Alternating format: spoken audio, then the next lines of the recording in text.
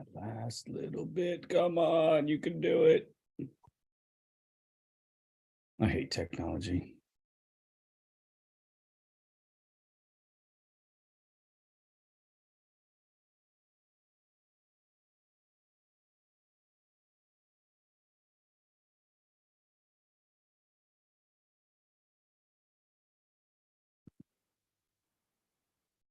We're live, guys. Good morning. Welcome to the morning show. Morning, sir. Thanks for having us. My name is Leonard Duncan, and I'm your host of ATV-TALK, the motorsports podcast and the morning show. We need to thank a few people first, right off. GBC Tires for all their support and all the help they give us throughout bringing you all the shows and everything that ATV-TALK does. They're right there with us. DBR Racing and Elka Suspension also. These people are the ones that allow us to be here. So we need to always shout those out. So this show was going to be something a little different, and I want to shout out to Mike Walsh. He was going to try to come on, and we were going to talk KTM and hybrids and some of the things about the MX series, but unfortunately the hurricane has taken his power and he can't make it. We will get that show in. We will get him on. So just look for the information and we'll get that taken care of. We have a new guest with us, Robin Fawcett.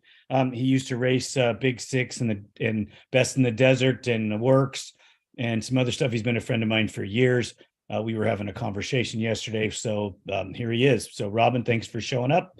And everybody down at the bottom, that UCAM 6, that's Joe Tully. I know he looks a little different, but he'll be okay. Don't worry. He'll come back to normal at some point.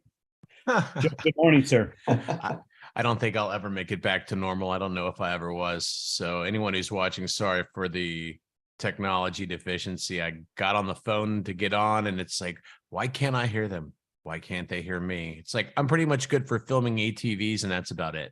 So don't think don't call me for tech support because I edit video for a living. No, I don't know anything about computers. Now, we clarified that.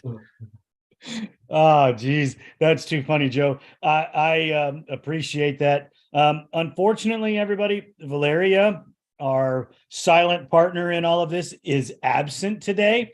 She is in Guadalajara, actually trying to get home. And there's been flight delays and things like that. Nothing serious that I'm aware of, but yeah, she's not going to be over here answering the questions. So in the stream, if you have questions, we'll get to them most likely in the next show as we catch up and read those. Hey, everybody, next weekend is the start after the summer break with Works and the cross country series. Wow, it's already over. Can you believe that, Joe? Well, I am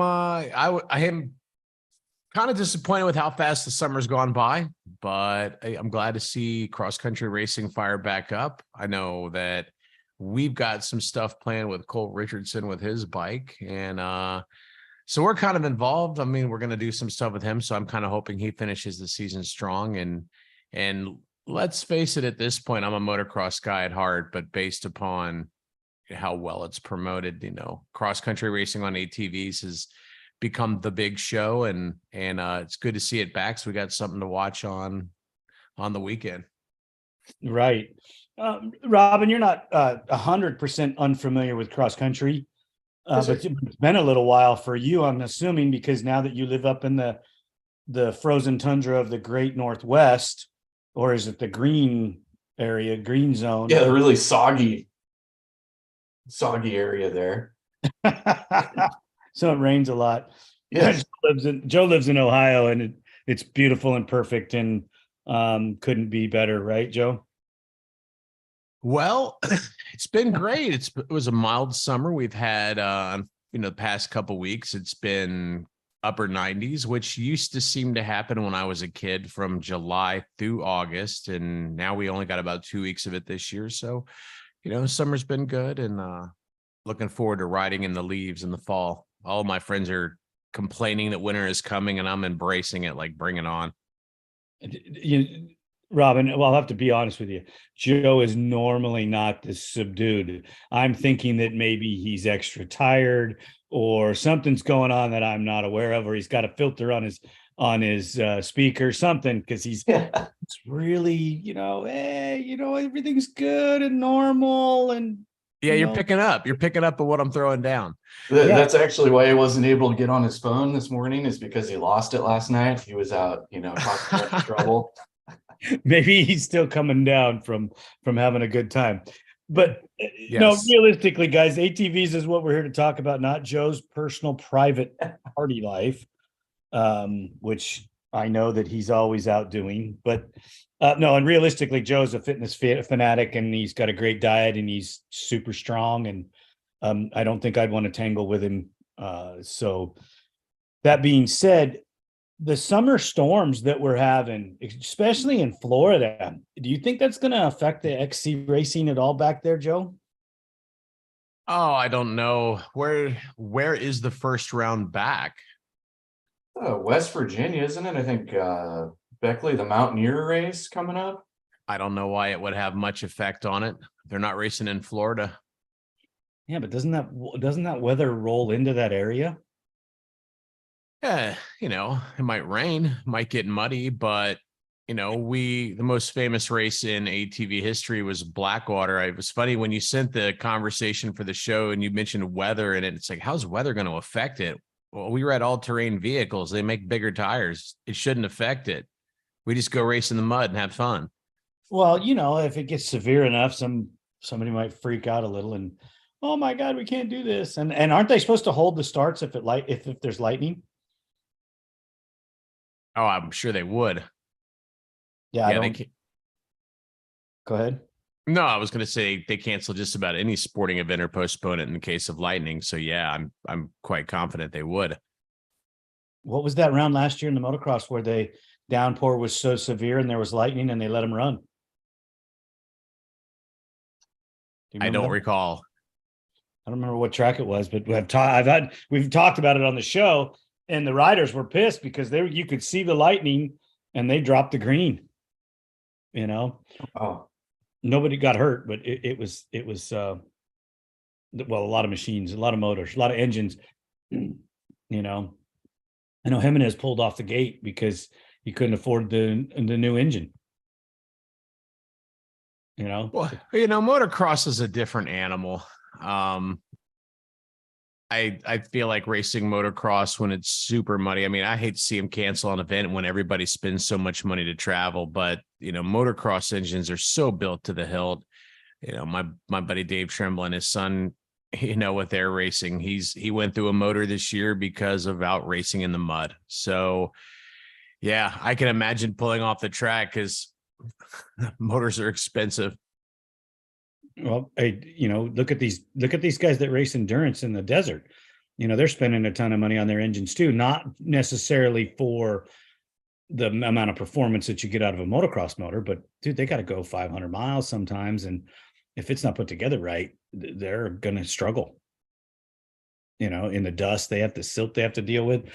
When I was building the engines, we just ran a K&N filter with an outerwear and every so many miles, if at all, change an air filter and keep going, because we knew the motor was coming out at the end of the race. So we could sacrifice some wear for that. But these guys in the water, you can't do that.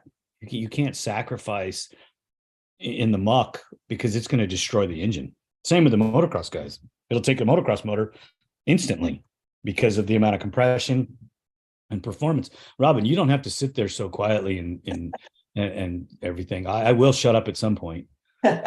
No, I mean, I completely agree with you because not only does the mud and all of that just affect the heating or cooling coefficient of those motors so much, but just everything else on those bikes as well, of bearings and chains and everything. And it really just puts such a beating on it. And I mean, that was always something when, you and I were down there doing the score stuff that we were keeping such an eye on. We're, keeping our air filters clean, making sure that, the bike was cooling properly. We kind of had our little hidden temperature light there down at the base of the handlebars. That was always a really good spot if you saw that come on, especially at night, light up the whole gas tank. But that's just something you can't undo once you put that heat through the motor. It's just so detrimental to everything. Not to get off topic, but now I run a digital temperature gauge. So really? that you know what the high is, and I know what it's running at the norm. So if you get a chance to look at it, you'll see it. And it's in a place generally, not always where the rider can see it, but it's always somewhere where I can find it quickly. So when that bike goes off the track, I know what the high was. And a couple times, they still run. I mean, the quality of the stuff today, especially that YFZR motor can take some abuse. It's pretty awesome. I mean, I not that I'm a Yamaha fan or anything, How are you not a Yamaha fan? Who are you a fan of then? I am still a Honda guy at heart. Who? But I do love that Yamaha R is a badass quad. This is going to sound bad. Slowly, the 700 Raptor is becoming my favorite. You must be getting old. Oh, no, I don't want the freaking old school setup, dude. I'm talking about let's put the good suspension on it. Let's do the tricks, make that thing awesome, because we'll get into that build, Joe, because you have dealt with one and I'm working on some builds with the Raptors. And once you get them set up correctly, they're nimble, they're fast. No, they're not a 450, but they're really bitching to ride. And well, now you got me. Now you got me. You got my ears perking up and the adrenaline's flowing now that we're talking about Raptor. Because that's been my favorite bike since it came out in 06. So, but you're a blaster guy. What's that? But you're a blaster guy. I'm a blaster guy for the kids out there and the young guys who just want to be able to go out and buy something that they can spend $1,500 on, put a pipe on it and rip it in the yard, or take it out to the trail and have some fun. We need budget machines, but the Raptor all around is, in my opinion, and people can disagree, this is in my opinion, it's the best sport quad ever made, just because it's so versatile, not necessarily as a race machine, but as a dune bike, as a trail bike. If you put suspension on it, you can take it to the track and have a ball with it. You don't have to hit jumps at $8,000. You can hit them at $3,000. So, it's a much easier vehicle to get along with than a 450 race quad. And yet we go out and we do whole shots and we can spank 450s with the 700. So you guys definitely have some torque coming out of the corners. I know that was one thing, when we'd get matched up with a Raptor on some of these, big six races, AMA races and everything. That was something you always had to keep an eye on, just because it's so much displacement. I know you were always a pretty big fan there, especially in the desert. Lenny, you ran one for a couple of years. That was the 660 version. That was the carb version of it. Yeah. And yeah, I think they're freaking. So the adaptations to the new 2015 up model with the ECU that we can put on it and the air intake system that we use versus the new workings with the single port exhaust, and that's just the fun portion there. The motor doesn't have to have a lot of mods, but when you put an axle and a better rear shock on it, and then put the front suspension on it, you lower the CG, and it instantly changes that machine into something that you can ride in so many different environments. Joe, do you spend a lot of time on the super narrow trails back there? That doesn't exist. Super narrow trails are an anomaly at this point in the world, because of side-by-sides being wider. And that's why, several years ago, 3-4 years ago, hell, more than that, we did a video on, Yamaha should build a wide Raptor. We called it a prototype test. And, what was it? We took a Raptor, put some Hauser standard travel arms on it, a Dominator axle, had the shocks redone by Race Tech, and said, this is what Yamaha needs to build next. And, we believe it, because we're not a bunch of three-wheelers trying to fit down dirt bike trails like we were in 1984, 1983. We're a bunch of ATV guys that don't want to grow up, that would rather ride than drive a car. And now we're a bunch of four-wheeler guys trying to go down trails that are like super highways through the woods, and here comes the 78-inch wide Can-Am Maverick R. So they're only going to get wider. I think the days for 46-inch wide sport ATVs have come and gone, unless you are a GNCC racer, and then I get it. But even those bikes, I got guys that come from the West Coast and go back there with a 48, 49-inch wide machine, and they're running. Hey, are they winning? But I mean, obviously not. But Yeah. I mean, you take the guys that are schooled in cross country. It takes years to develop that skill to be able to ride as fast as a Walker Fowler, a Bryson Neal, an Austin Abney. I mean, come on now. These guys are super fast. Their whole life has been spent in the trees, and you want a West Coast guy that's freaking used to dodging rocks at 70 to go back there and dodge trees at 30 and be fast at it. It's just not going to evolve that quick.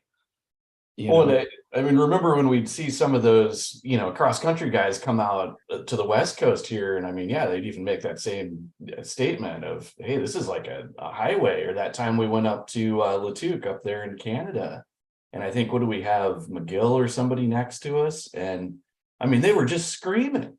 It's just so fast. Those guys have so much speed from being on those, tight tracks with a narrow bike. And then when you put them on something that's a little bit wider, it's just, that much more ability for them. That's a really interesting point. Let me ask you, what do you think is easier? Do you think it's easier for a West Coast racer to come back east with the proper bike setup and adapt to the woods and go fast and be competitive?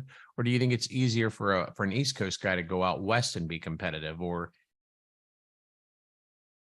I personally think it's East Coast coming to the West is a little bit easier. I think that the competition back east, there's always been just a lot of it. And there's a race that you can go hit every weekend out there, and there's going to be pro level guys. I think on the West Coast, you struggle a little bit more with that.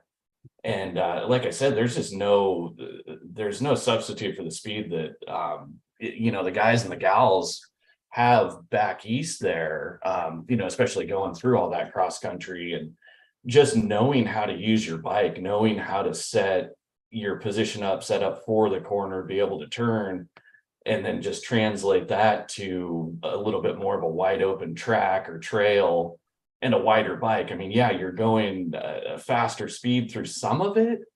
I think on the whole, though, you're still, for most of, say, a desert race, you're probably going towards the top end of the speed of a GNCC race. interesting. Go ahead, Joe. I'm sorry. Oh, no, I was just saying that's interesting, because that was a point I've never really pondered, is, who can adapt well to what other type of racing the easiest, because, each discipline has its specialty, and you see people crossing over, motocross guys racing cross country every now and then. And I don't know how often you see cross country guys going to race motocross, but more because you have John Galata Jr. that goes and runs. He's ran into top 10 and been running in the top 10 when unfortunate things have happened. And he's doing really well. That kid's talented, super talented, but other than that, he's super tall as well, which is like a Chad Wienen thing. So he's got so much leverage, but no, he has no shortage of skills. Wasn't it Wolf that rode both series one year right before he hurt his arm? And cannot verify. Pardon? Said I cannot verify. I can, because when we started the podcast and we started looking at the deal, his name kept coming up in the results in both classes inside the top 10. He would get up in there close to 5th and 6th and doing really well. I think he was a better cross country rider than he was a motocross guy, but Yeah. he prefers the motocross. So he went back to motocross after his arm injury and started to just focus on it. As far as guys coming from the West to the desert, I think that it's a harder process. It takes a season or two to get used to hitting a G out that fast. Even the desert race guys could tell you it's a scary thing when you hit a G out in fifth gear and your bike comes out nose down and you're just and you're doing 70 miles an hour or more, and it lands and you keep going and you go. Sometimes it doesn't. Sometimes, most of the time, we figured out ways to get through it. That's why we keep doing it. But the average guy that comes from motocross and woods, that scares the holy hell out of them. I mean, it's the first thing you do, shut off. You start looking for the G outs. Oh, is there another one? Is there another one? Because Best in the Desert, they always marked danger, right? Yeah. Danger they marked wasn't dangerous. No, that was, I mean, yeah, that was one of the things after you did your first Vegas to Reno, you had a lot better idea of what the triple X actually meant and, what they were defining as a danger out there, which I think was definitely conservative. Whereas if you went down to race score, half the time there weren't even course markers because either they'd been removed by somebody or somebody blown through them to try to, throw you off of the course or something like that. Well, I mean, I didn't race score like you did. I only went down there and raced that one Best in the Desert race, and it was scary enough as it was. But neither here nor there. I think your motocross guys have a better chance of transitioning from motocross to desert or off-road. But look at Walker Fowler came out to the West Coast. Wasn't Bill Balance, but it was why can't I think of his name? You remember the Suzuki guy. Borch. Yeah. Chris Borch. Sorry, Chris. Yeah. Yeah, that guy came out and won a Works National in Washougal. But check this out. He goes to Mesquite, which if you've ever been to Mesquite, it's hell beyond hell. Oh yeah, that's just a whoop section the whole way, and then that uphill. I don't even think any of the cross country guys finished that race. Yeah. Because it was just so horrific, and they weren't even close to running. They couldn't run with the A guys. So the terrain was so much different. Are they skilled enough to come back from that? Yes. I can't wait to see a John Galata Jr., a Chris Borich. I mean, not a Chris Borich, Walker Fowler and a Bryson Neal come to the West Coast and ride these really tough tracks like Havasu and Mesquite to see what they really can do with the West Coast guys. Bo Barron, obviously, he's going to be an 11-time champ. If everything goes well in this next round, he'll have his 11th title locked up, which is pretty incredible at 40 some years old. Yeah. But Travis Damon, this guy is a motorcycle crossover, and he's young, he's strong. You see him on Instagram carrying freaking beams to go frame houses, and the guy's just a monster. And he's adapted to the ATV so well.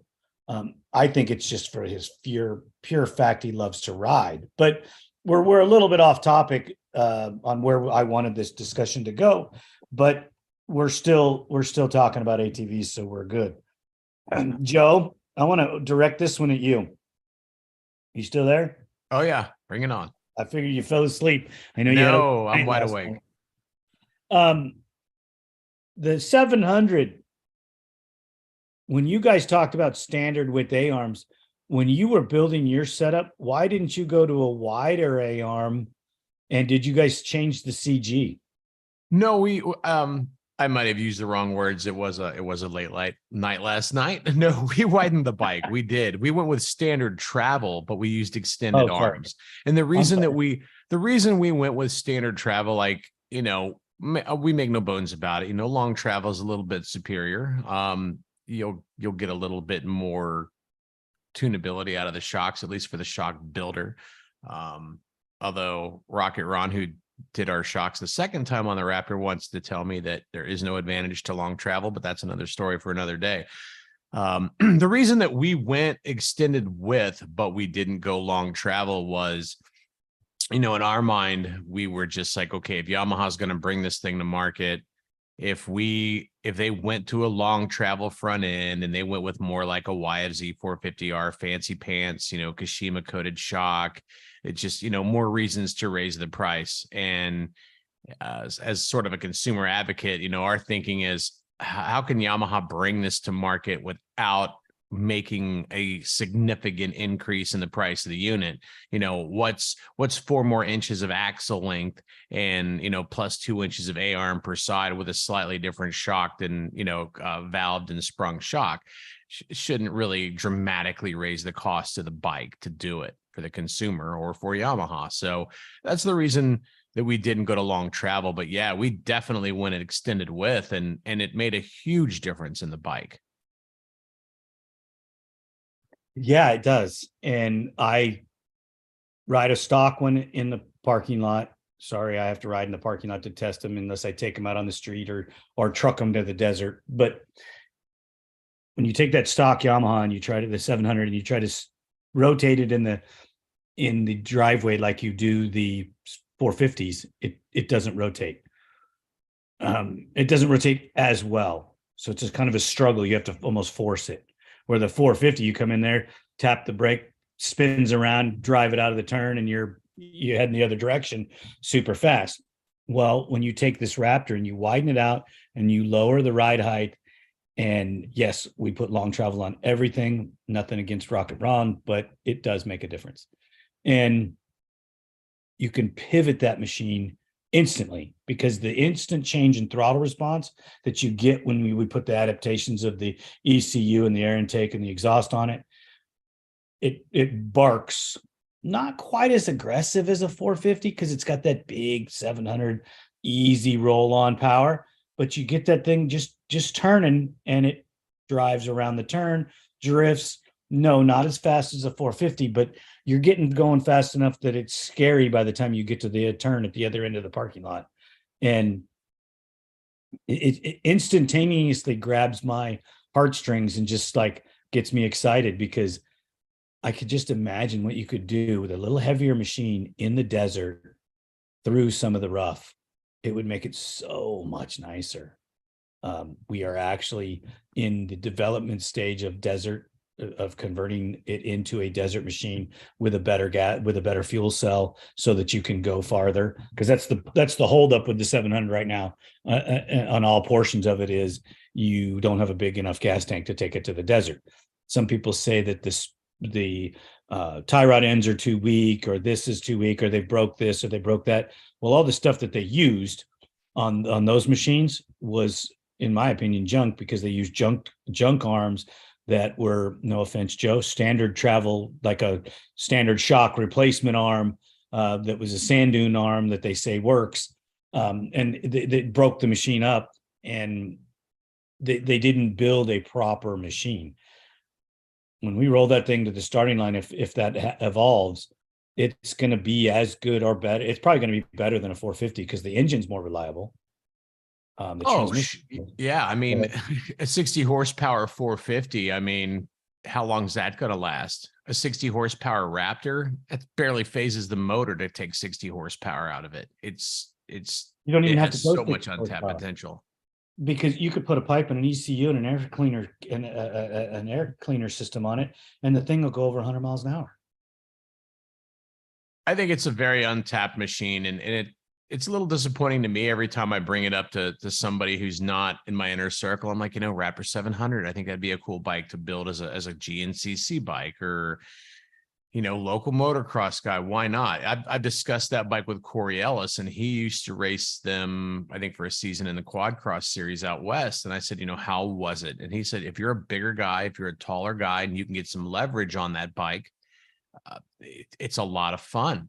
So, and I look at GNCC when I talk about, I think it's a great vet bike or a great beginner bike, because it's not going to wear you out. And it's, everybody's like, it's not low like a 450. You can't go fast. And I'm like, well, are you in pro shape?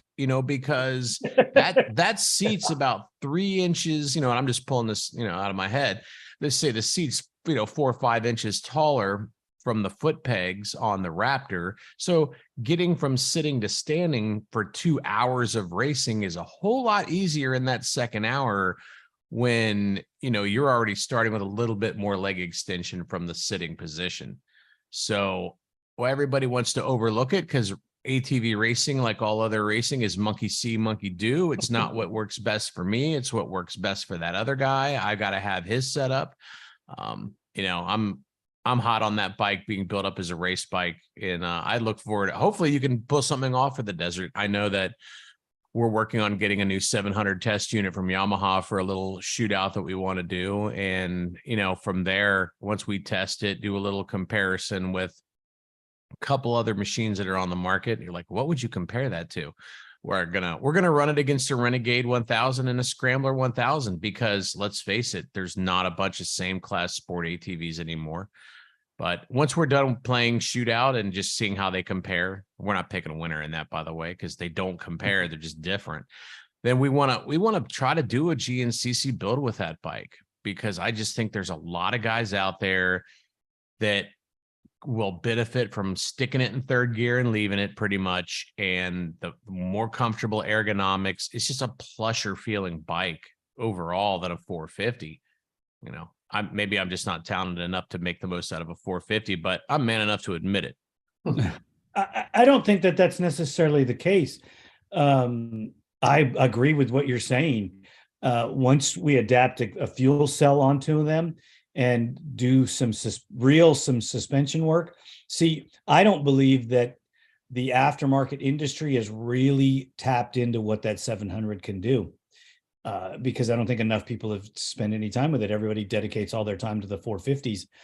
And once you dedicate time to the 700, like the Dakar guys have, and they're just now breaking into adding compression and cams and doing headwork to them to add a little bit more performance to their machines that weigh probably 200 pounds more than they do stock or more. Because of all the crap they bolt to them to run the Dakar style or the rallies. I think that you can nimble the machine up and make it so much fun to ride. Well, Dakar, that really proves the platform that you can do something with it and it's going to be reliable. That 700, there's just no replacement for this displacement or whatever folks say about that. I mean, if you think about it, it's similar to what we were chasing back when the 450 came out, going from say a 250R to the 450, where 250R you're staying on the power band, having to just ride the heck out of the thing. Then we went to the 450 where you had that additional torque, a little easier to ride. And now we're going to a 700 where we have even more torque, even more displacement. And like you said, Joe was saying, stick it in third gear and run the thing around. You can lug it a little bit and it has that power to get you up and out of that hole. Oh, I totally believe that Joe's onto something with the cross country. I think it's going to be the platform for your vet riders for sure, because especially if you have any size to you at all, it's going to be easier to ride. Well, and I love that statement of having, for a taller guy. I mean, I'm 6'4". I used to run my desert seat sometimes when we'd go up there to Glen Helen to go practice motocross, just because it was easier for me to get up and off of that seat. I know you're hindered because you're tall. Quiet. I don't hear. The real question though, I gotta ask you about the Raptor, that the work you're doing on this, the new fuel tank. Are you going to have a 10 millimeter wrench stuck inside of it? Yes. Okay, I just wanted to make sure, because we've got to have that bouncing around there. Something's got to damage that fuel pump and the. I take it this is an inside joke. Yeah, we put something together and put a wrench in the gas tank and forgot about it. Oops. I think we found it after the race. It didn't hurt anything, thank God. But Was it a two-stroke or a four-stroke? So Oh, I was gonna say, is this some sort of like, let's keep the premix really mixed up in the two-stroke kind of tactic? Like put you like a mixing ball in there, like one of them shake bottles. Yeah, it was. We were actually trying to aerate our fuel to pick up some extra horsepower. Oh, all right. Slick. If the general consumer base that follows racing, or let's say the racers or everybody knew all the crazy shit that happened behind the scenes or the things that we didn't tell everybody. Oh man. How do you think you get the knowledge to know not to do certain things? It's because you went out and did it first. I mean, come on. We've tore up a lot of stuff. Oh yeah. But on purpose, but not always, Yeah, we've definitely we found a few things along the way there that worked out pretty well for us. After we broke stuff. Yeah. I mean, it's just like learning how durable the 700 is. Who would think that you can go race the Dakar Rally on one engine? Well, that's I mean, that would have been unheard of, a number of years ago there. You're not going to do it on a 450. No. I worked with a team. We did it on an XX. I put a piston in it, fresh in the top end. That's all we did. We had to put some axles in it because the CV boots tore, and once those tear, as you know, Robin, they're done. Yes. And then it's like the 700 XX versus the 700 Raptor. There's no comparison in those two machines. The guy who designed the XX for Honda was kind of on crack. I mean, it has some really good stuff. Yeah. It's some like the cylinder design was horrible. The head design is kind of off. It didn't turn. It did. You just had to learn how to turn it, but no, it's not going to turn like a straight axle bike. Never going to. And it didn't go through the whoops as good as you'd like it to until you went and had consult with Doug Roll and a couple of other people to learn how to get it through the bumps. Yeah, I mean, once we had Doug go through, ours there, the one that we were campaigning there, Best in the Desert, and kind of pre-running some score stuff in, it was one of those where the first time you trusted yourself to hold it on all the way through, you were rewarded tenfold to it. But yeah, it definitely took a lot to get us to that point. Of course, that was a year into them releasing those things, 2 years. Almost 2 years into it. Yeah. And remember that big fuel tank we built, the transfer tank for it? They still got it. Still uses it. Nice. Yeah, that was a cool setup there. Yeah, I couldn't think of any. Joe, we added I don't even remember how much it was. I think it was 4-gallon tank in the back of the XX. So where the grab bar is, we slid a billet aluminum holder, and that wasn't billet. It was like sheet aluminum that was molded and bent and welded together, and it slid down between the frame rails in the back of the XX. And then a welded together gas tank fuel cell was slid down into there, and then an external pump was put on it, so that you could run almost 4 gallons. Might have been a little less than 4 gallons. Craig Christie said that the distance he could go was 125 miles. Wow. Yeah. You guys were using that. That was the Best in the Desert build. It was originally a pre-runner for Score that turned into a Best in the Desert bike. And I don't think we raced it with that gas tank on it. No, yeah. We didn't race it with that rear fuel cell. That came after we played with it in Best in the Desert for a while, and then and it was a pre-runner in Score before that. And then we added the fuel cell and changed the shocks, and we changed the style of rear wheel and tire that we would run, and made it a pre-runner for Score. And yeah, they put tons of miles on that thing. Tons of miles. Well, I think a blast to ride. I think the going back to the 700 and looking just like at ATV racing in general, we have one 450 left, and look at what would happen at Ashtabula. You had 20 something grown men out on the track racing stock 90s. And it's kind of like, ATV guys tend to just like, we'll race anything. Yeah, we all want 450s, we want the latest and greatest, but I think it's interesting to watch all these grown ass men get on stock bikes and go out there and have a good time and laugh at each other. And it's like, what, manufacturers, you can ignore us and you can not give us what we want. And that's fine. The sport's going to go on with you or without you. If we got to go back to racing 90s like we did in the, in the early 80s and the 70s, fine, we'll do it. ATV racing will continue on whether you want our money or not. So, and, I'm at the point now, and I think you are too, where we're looking at that 700 and it's like, you know what? Maybe it wasn't a race bike when we had all these 450s, but it's an untapped platform.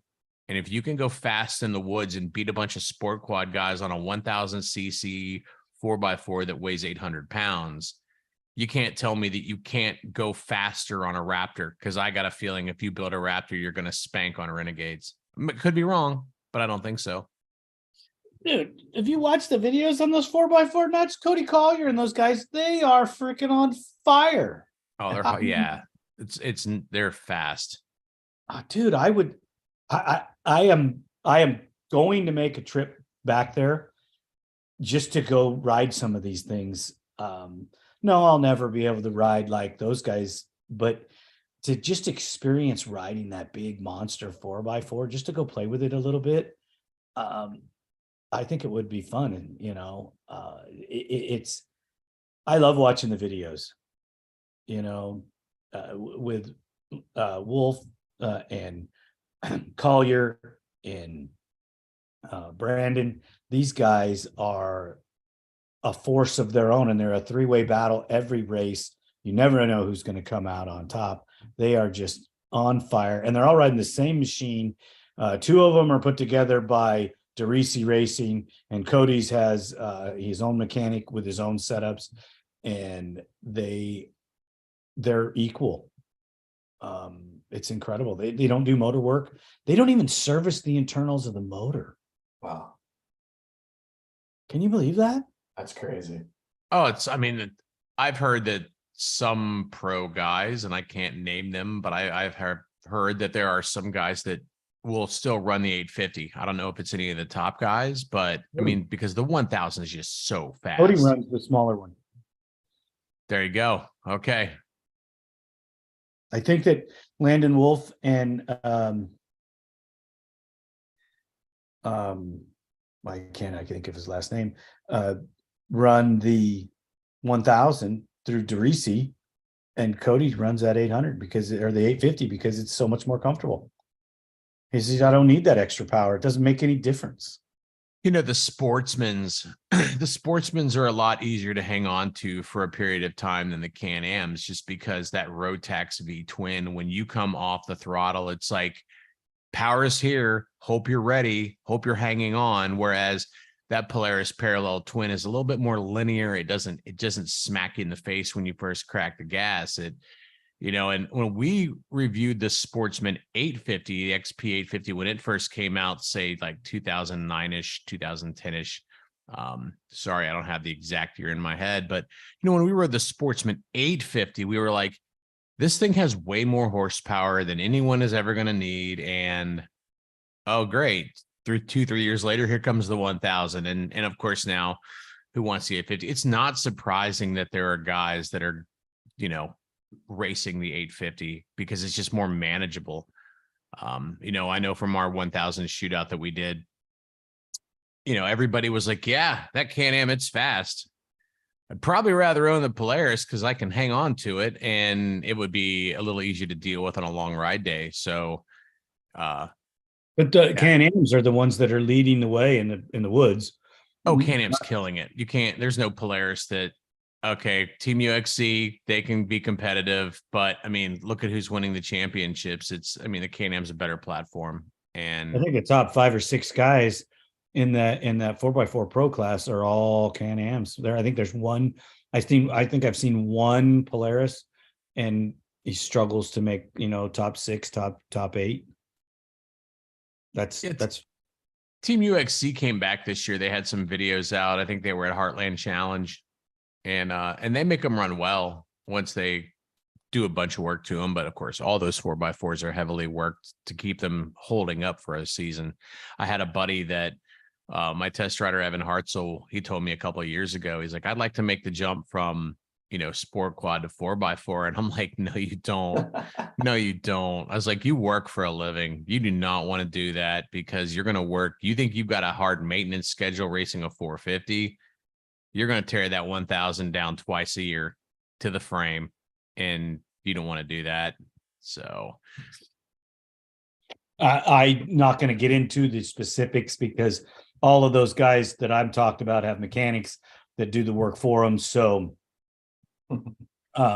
they don't have to tear them down. They just get to ride them. In our last closing discussion, I want to really get into the viewpoint from the racer to the recreational person in the industry. As you know, I get to talk to a lot of different people, and a big portion of them are recreational individuals. As we see it, people are always claiming that the racing is dying. I don't necessarily believe that it is, but then they look at the recreational deal from the racer's point of view, that the recreational side is dying because some of the machines aren't available.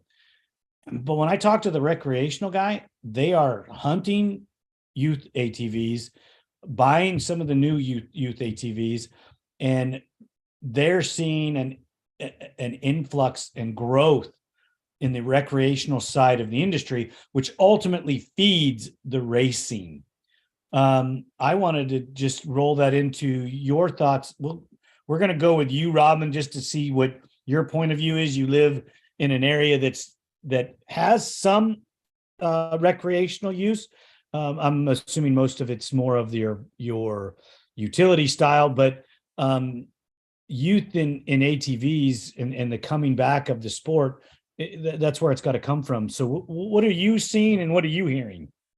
I mean, it's really a mixture. I think there's a couple of different discussions that could take place there. Up here, I have seen a huge shift towards UTVs. A lot of folks just getting away from ATVs and going over towards the UTV side-by-side kind of stuff, which, I get that. You can take your wife, girlfriend, mistress, friend, whatever, Easy out with you.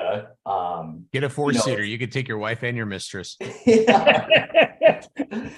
And I think with just the overhead, the cost of everything these days, I can understand where folks are able to, justify something that's going to be entertainment for the whole family as opposed to just entertainment for one person, or having to go buy 3 or 4 or 5 ATVs for everybody to go out and do that. And, maybe not have everybody be interested in riding an ATV. Whereas, a lot of kids, my daughter, she loves driving. We went and bought a UTV a few years ago, right before COVID started. Fell out.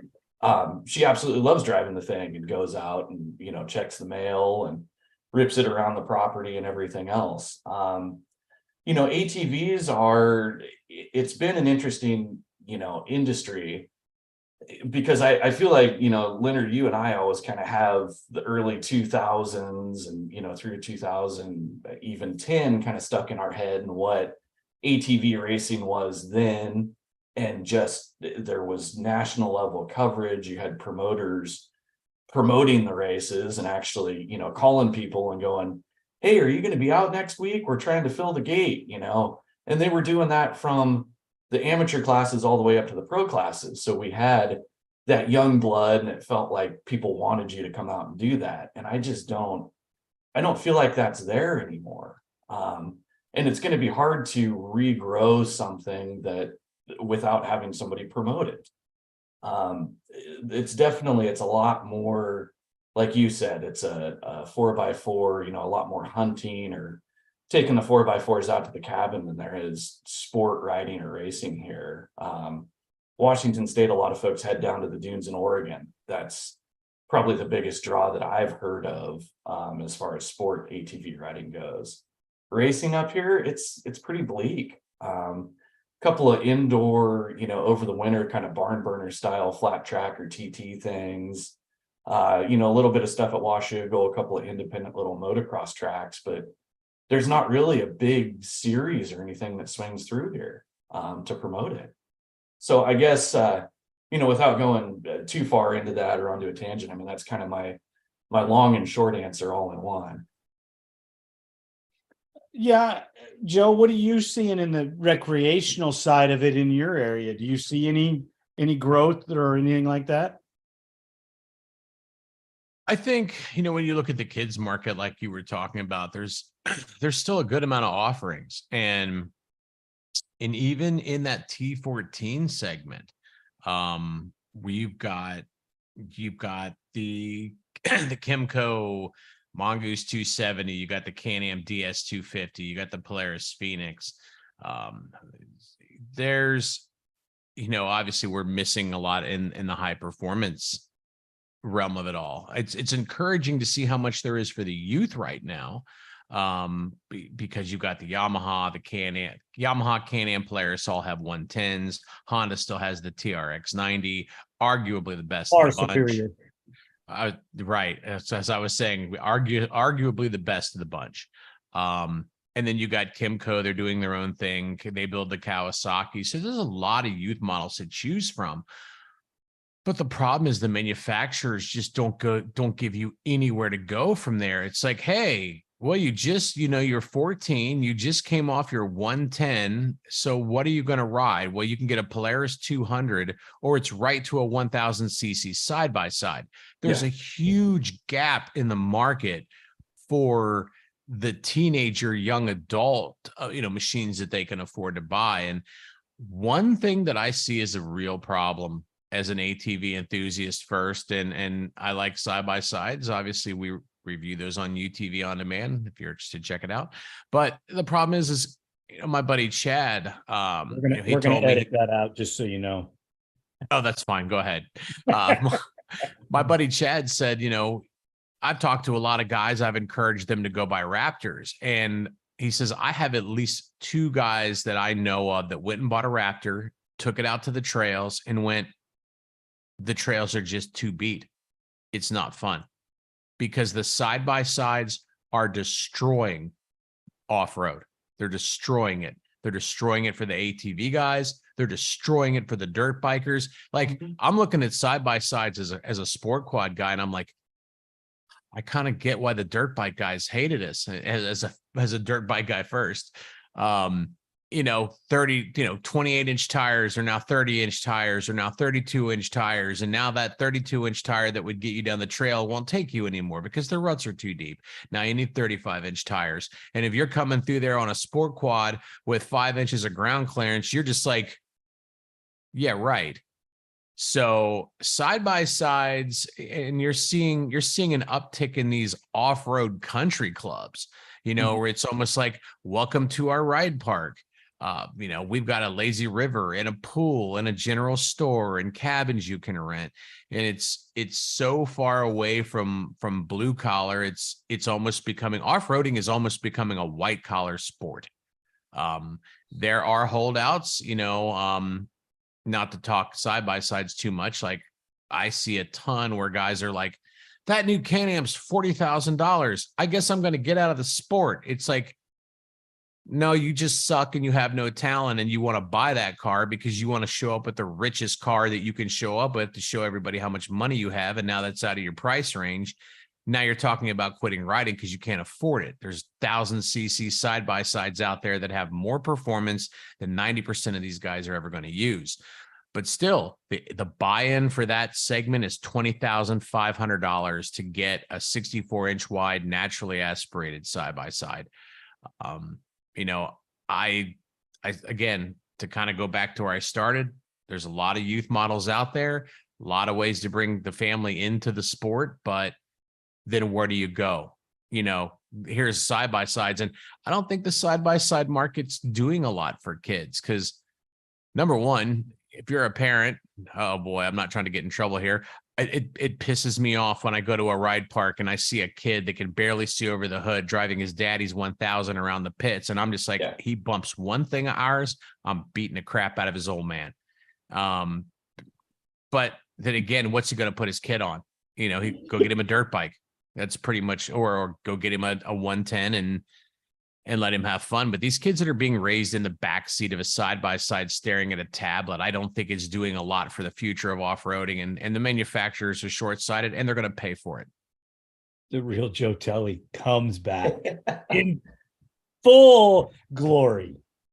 Yeah, well, I mean, I completely agree there. And I mean, I think a lot of it comes down to, there was a level of respect that, my daughter had to earn before she was ever allowed to get behind the wheel of that. And I don't think you see that as often as you should. And I think there's just a generational lack of interest in the lifestyle of off-road and what it actually takes to do it properly and successfully.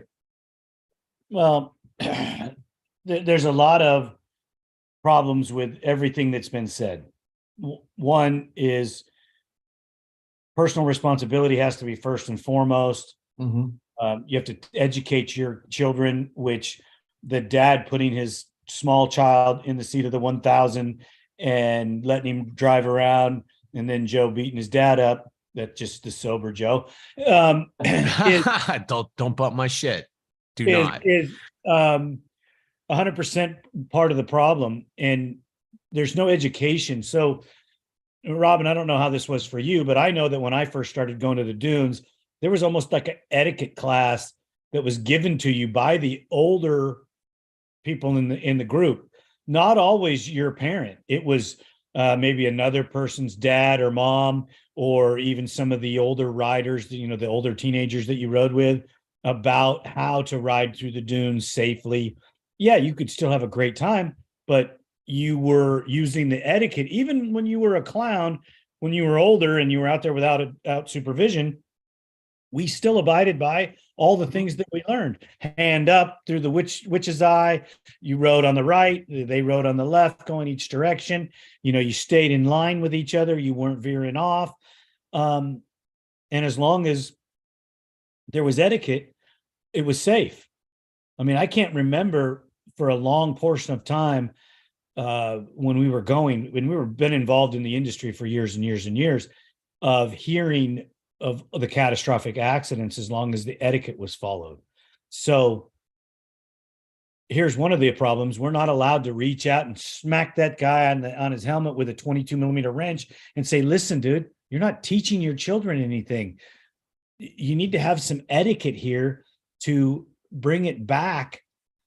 Same with your youth riders at a motocross track. And this rolls into the motorcycle industry, where the kid gets on his 60, drops it in gear, mashes the throttle, and roosts 4 camps before he goes and gets to the track. That parent needs to be throttled, because he's the one that's causing the problem, not the child. Let's get back to teaching our youth about the glories of what it is. Robin, you've watched me raise my son and my daughter, and you've seen Danny Ray get his ass handed to him more than once for, excuse my language, not abiding by these things. And maybe I'm a little harder than most parents, but I'm just not going to tolerate it. I'm not going to tolerate it from my niece and nephew. I'm not going to tolerate it from anybody else's kids. You are going to behave to a point and be respectful. It's just not fair to the rest of everybody else that gets to use the desert. So if you go back and you listen to Adam Philbin on Clean Desert, it talks about a little bit of the things that are going on the West Coast. It's going to roll over into the East Coast. Joe, you probably know more about this than I do, where if you don't clean up after yourselves, if you don't start taking care of the trails, we're going to lose all this stuff. I know in New York, speaking to the industry, the young lady that had one of the clubs, or was involved in one of the clubs that I spoke to on the podcast, they were having a huge problem with people creating mud holes on the trail, and the owners of the property like, hey, if you don't stop this, I'm not going to allow you to ride here anymore or ride through here anymore. So let me put it to you this way, both of you, and then we'll close out for the day. Last comments. How do we educate? Where do we educate? Where's this going to come from? I'm going to start with you, Joe, and then we'll roll into you, Robin. I think the education has to come from the industry, and I felt like for years they've tried. If you go out and buy a new ATV, which I've been blessed enough to do a couple times in life, they offer you a free training class, to teach you the basics of riding and etiquette, and I think that's good. Why didn't you take the class, Joe? Why didn't I take the class? I I didn't take the class because I was raised by responsible parents, and I didn't want to die, and so I had good etiquette. I didn't have to be taught etiquette. I had it, and I rode dirt bikes before I rode ATVs, so I didn't just jump on a four-wheeler and feel impervious to the world, which like people do in caged vehicles now. I started on dirt bikes, and my last dirt bike I had before I went to quads was a CR 500. So I know how quickly this stuff goes bad.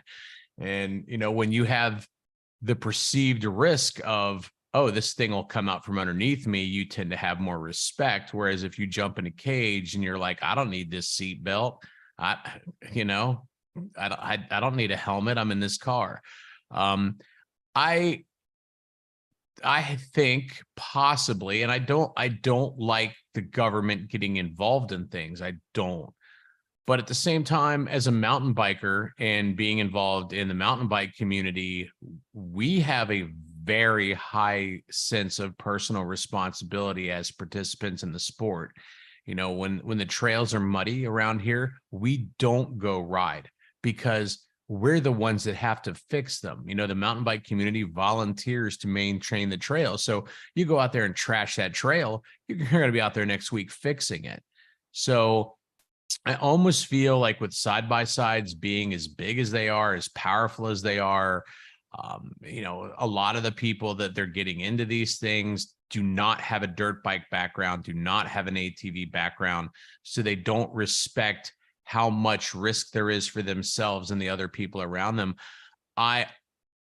They did it for jet skis. I almost think it might reach the point where they need to start licensing people to drive them. And I don't want to see that happen to the dirt bike guys, and I don't want to see it happen to the ATV guys, and I don't like government overreach, but something needs to be done to teach accountability and to make it a privilege that can be taken away, just so that off-roading becomes sustainable. Can't we just start frickin' punishing parents for frickin' not teaching their children etiquette and not teaching their children, so if the child under 18 does something wrong, can't we punish the parent instead of the child? Like, yeah, but the children aren't the big problem in the side-by-side industry. The problem are the grown children that are 40 something years old, and they think they can do whatever they want because they've got enough money to go buy that machine. And so they're going to do it. And they don't care if they go through that mud hole and floor it every time and dig it 6 inches deeper so the next guy can't get through it. I think if you're not raised on an ATV or a dirt bike where you understand the risks and the problems that you create for others, when you get in that cage, you become a bit more impervious. So not an easy solution.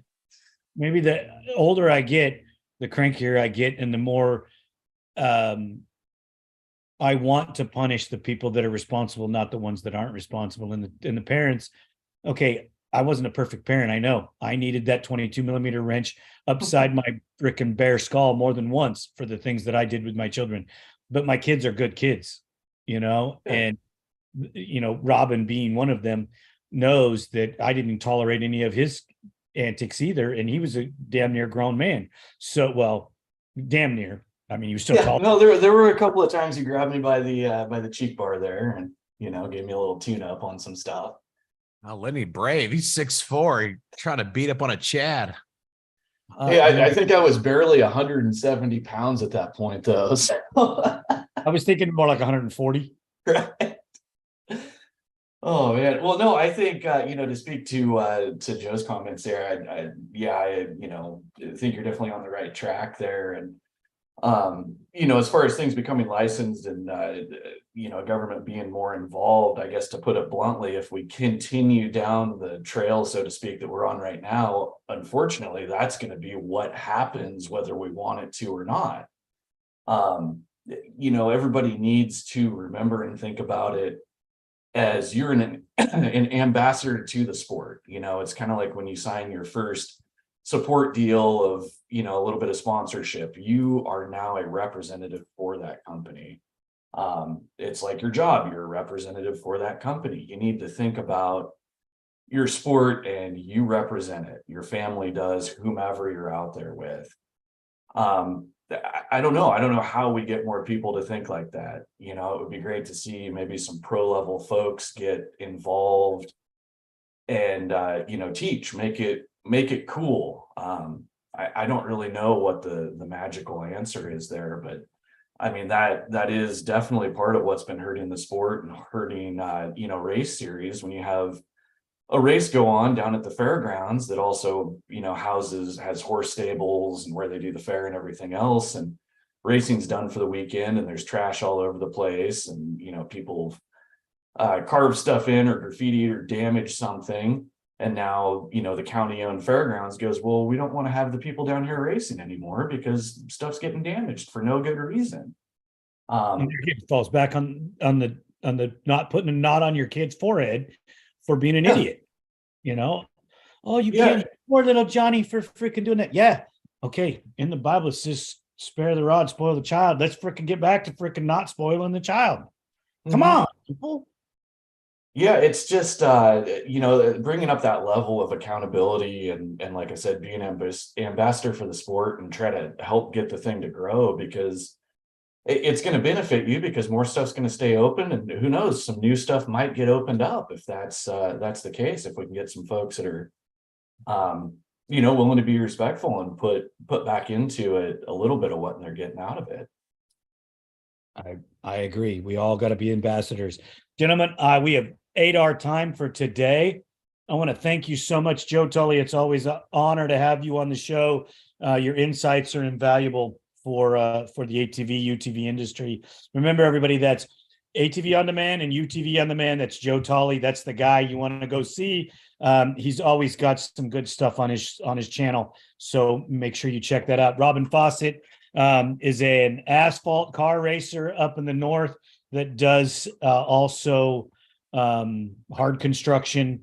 You might do other stuff now, Robin. I'm not sure. I haven't seen any of your latest work, but concrete and things like that were his livelihood down here in the South. But he's a good dude. He's got some stuff going up in the north. We'll see Robin again on the show at some point as well, because we need to talk about some car racing and some introduction into self-promotion, things like that, because he's pretty good at that stuff. So, gentlemen, do you have any real quick closing thoughts? I do. I have one. And to end this on a very positive note, because I tend to go to the dark side a little bit. I think one of the best things we can do to grow the sport is if you have a couple ATVs in your stable like me, call a buddy up, take him out, invite him to go four-wheeling. If you feel like there's not racing in your area, then talk to a local motocross promoter, see what you can do to start a class, start a Facebook group, invite people in. I mean, we've talked about this before. Reach out to people that aren't involved and try to get them involved and show them how much fun it can be. I think it's the most positive thing we can do to grow the sport and racing. Wholeheartedly agree. That's definitely. And folks that have retired from it, moved on. I mean, I'd be happy if some kid hit me up and wanted to be taught or needed a mechanic. I'd be happy to come out and polish their lug nuts and be part of the family, because at the end of the day, that's what it is. And I can't thank the ATV family, especially Leonard Duncan Racing, my mom, everybody there, Tony Gurman, for everything that the ATV industry has given me. And it would just be happy to give something back there. So wholeheartedly agree with you, Joe. Invite your friends out, everybody, get out there, pick up some trash while you're there, and be an ambassador to the sport. Hey, did you have Mom Tony tune into this? Yes, yeah, she should be watching right now. Hey, Mom, how are you? It's good to. Well, it's good for me to have you seeing me. So, Robin's mom was always there with brownies and cookies, fattening me up. So, Nice. thank you so much. Guys, as always, I want to appreciate it. Look to this week's ATV Talk. We're going to have a really exciting young man. He's a works racer. He's been doing some other stuff. He's came off an injury, and he's developing himself into quite the beacon of light in the industry. And if you ever watched Good Times, what was that show with Spicoli? Oh, Fast Times at at Ridgemont High. Fast Times at Ridgemont High. This guy talks just like Spicoli, and that's not. I'm not slighting him. He's just that's just how he is. He grew up in Utah. Great kid. So look to him next week on ATV Talk, a motorsports podcast, and the morning show will be back next Sunday. And we'll see you all later. Have a great day, everybody. Thank you so much for watching. Thanks, guys. Thank you. See you guys later.